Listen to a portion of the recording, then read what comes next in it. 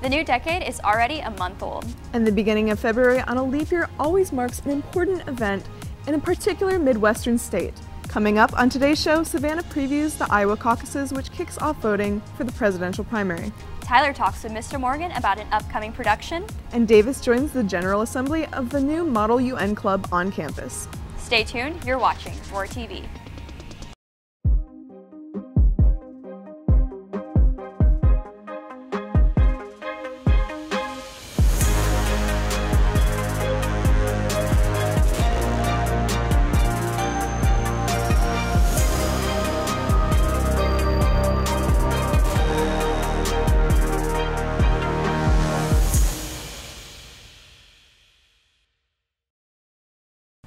Good morning, Oviedo. I'm Kylie McFarland. And I'm Margaret Femininio. Today is Monday, February 3rd, 2020. So, it's the day after Groundhog Day? But it doesn't really matter what the groundhog saw for us because we're in Florida, so at worst, we're talking 6 more weeks of a light jacket. In fact, we're actually looking at some highs in the 80s this week, so February isn't looking to be that intimidating weather-wise. We got a great show to kick off the second month of 2020. Let's get it started with the pledge. Please stand. I pledge allegiance to the flag of the United States of America, and to the republic for which it stands, one nation, under God, indivisible, with liberty and justice for all.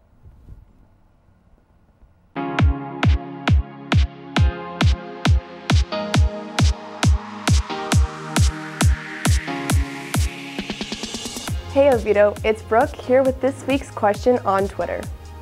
On Friday, Seminole County Public Schools will name the countywide Teacher of the Year, and Oviedo High's own Mr. Furiosi is one of 3 finalists. This week, tell us about a teacher, past or present, who has made a difference and inspired you. Let us know using hashtag TellOHS, and you could see your response on the broadcast. That's it for me. Let's get back to the show.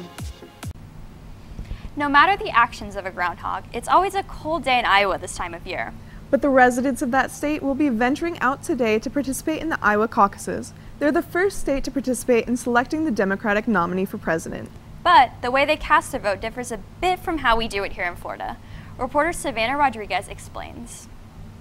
Every 4 years, the country gears up for the presidential primary season where political parties select their nominee for President of the United States. And Seminole County has its role to play. The logistics, it's quite a bit. And it's actually what we're doing as we speak right now. We are getting ready for the presidential preference election. But tonight, the state of Iowa will be the first state to cast votes in what's called a caucus, a process which can be very different from the primary conducted here in Florida.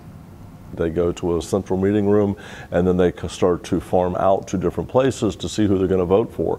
And then they go around and count, and if they don't get enough votes, then they have to leave that area and go back to the main room or go vote for somebody else. During a primary, you vote with a ballot.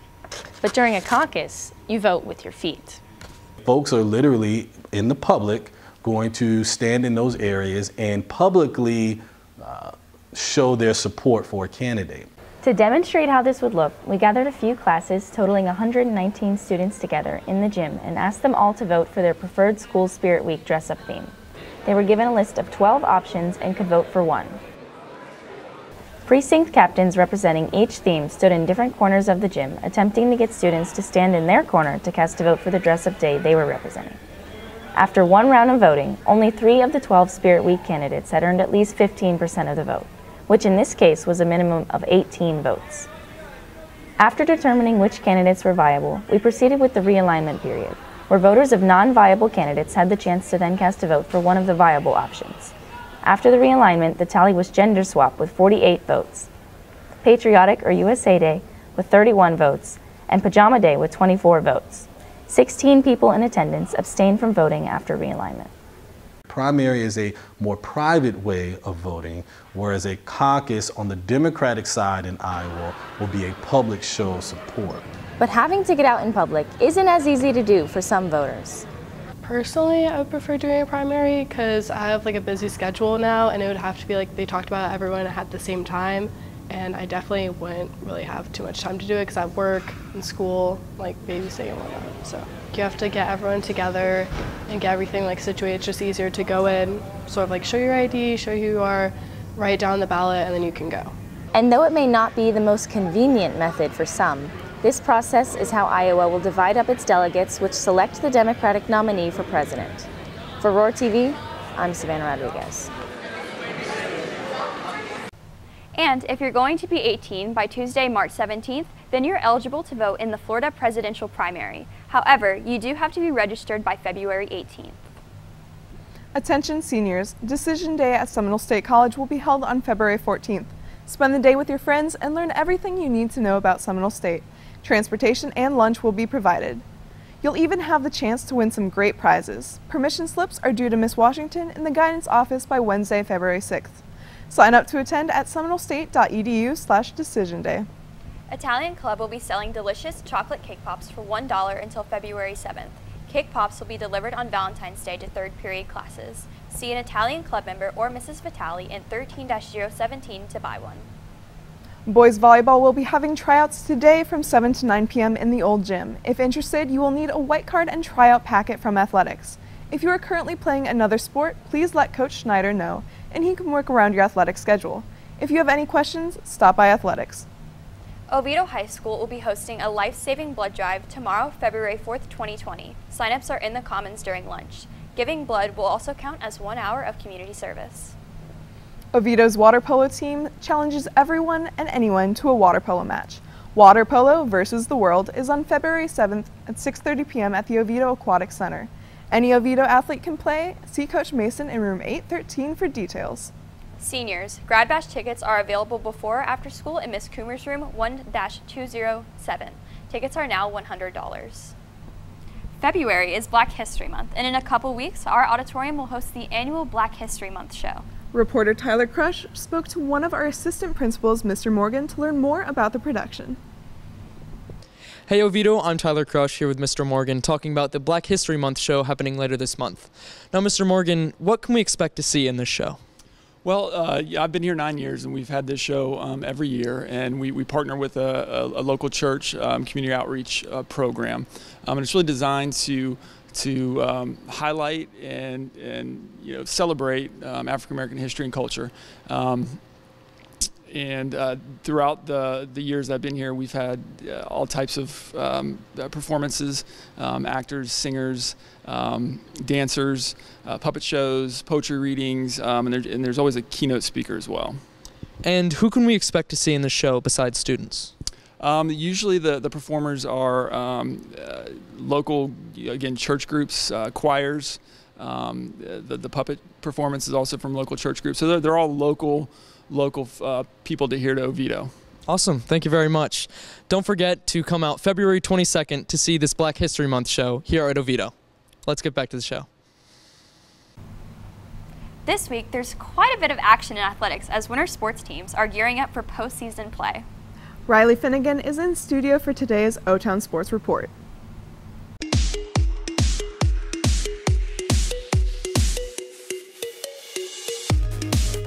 Hey Oviedo, it's Riley with your O-Town Sports Update.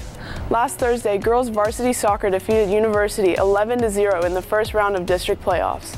Liz LeBlanc and Reza Lugo were the top scorers with 3 goals each. On Thursday, girls basketball beat Hagerty at both levels. Varsity won 59-30 with Brigitte Trevino leading the team 19 points. On Friday, boys varsity basketball defeated Lake Mary 71-40. Mamouche Galloway and J.R. Newman led the way with 15 points for varsity. Boys varsity soccer fell to Timber Creek 3-1 in the district quarterfinals to conclude their season. On Saturday, girls weightlifting competed at regionals at Hagerty High School. Alexis Jones and McKenna Presley made it to states, with Alexis placing first and McKenna placing second in their weight classes. A little over a week ago, boys basketball hosted Winter Springs for a regular season matchup, and we were there for the highlights. On January 22nd, your Oviedo Lions boys basketball team took on the Winter Springs Bears. The tip-off was won by the Lions, but the two traded defense until Jacob Rose sunk his second 3 of the game, putting the Lions up 6-2. Another 3 by Mamouche Galloway put the Lions up by 3 more. At the start of the second period, Jacob Rose sunk another three, and a free point ended the first half, with the Lions up 29-20.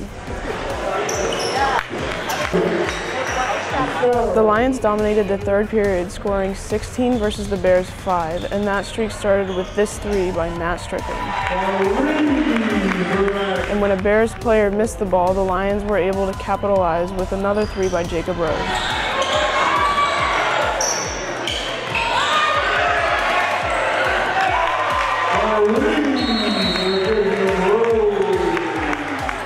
The final Oviedo score of the game was a three by Caleb Barr, and your Lions took the victory, 57-39. Tomorrow, girls soccer hosts Winter Park at 7:30 for the district semifinals. Girls basketball hosts University at 7 for the district quarterfinals, and boys basketball competes in the SAC tournament. Now back to the studio. Finally, being an election year, there's been no shortage of primetime political debates covering a variety of issues. But one club here on campus gives students a chance to put their knowledge of issues on the international level to the test. Reporter Davis Cruz explores some of the intricacies of diplomacy with the Model United Nations Club. Alliances form. I would like to say that we agreed with the delegate of Iraq. And conflict is inevitable. I feel like the chair is doing a poor job of keeping the conference on track. But it's all a part of the experience of a new club on campus. So our new Model United Nations Club is a way for students to come and act as if they were part of the real United Nations. So what each student does is that they take one country and they pre-vote on what they're going to discuss in the meeting. And then what they do is they argue and they talk as if they are the delegate from that country. It models the real United Nations, so everything is super formal. It follows the real United Nations protocol. So we'll usually begin with a speakers list, or so it's called, which is essentially just a normal list of countries in the order they want to speak in, and they provide some general ideas on what their stance on the topic is. Then you move on to these moderated caucuses, which are more back and forth, traditional debate, where a country says something and then other countries can respond back, and it's like a real debate. Seeing as the United Nations has 193 members, this is one club where new members can instantly enhance the experience. More interesting with more people that have more ideas and that can represent their country exactly as their country or delegate from a particular nation would conduct themselves in a real United Nations session. And while club meetings may at times get silly and feel like something out of a sitcom, what we need to focus on is how to destroy Peru, specifically one person who lives there. Madam Ambassador, are you changing the scenario? We didn't prepare for this. solving problems and finding solutions is really the name of the game. This club offers several things that are going to help students in the long run. First is to debate, because when you debate, it's not fighting. It's talking, working things through. It's not necessarily getting angry or frustrated. It's working together to come to a conclusion. It's also really great to help students who need to understand that using a foreign language and understanding how other countries work is important. The club meets in Miss Huffman's or Miss Hinger's room twice a month in case you're interested. For More TV, I'm Davis Cruz. Prom is in about 2.5 months, and tomorrow we'll have a special reveal for you guys. Make sure to tune in for that. Have a wonderful Monday, Oviedo. We'll see you back here tomorrow.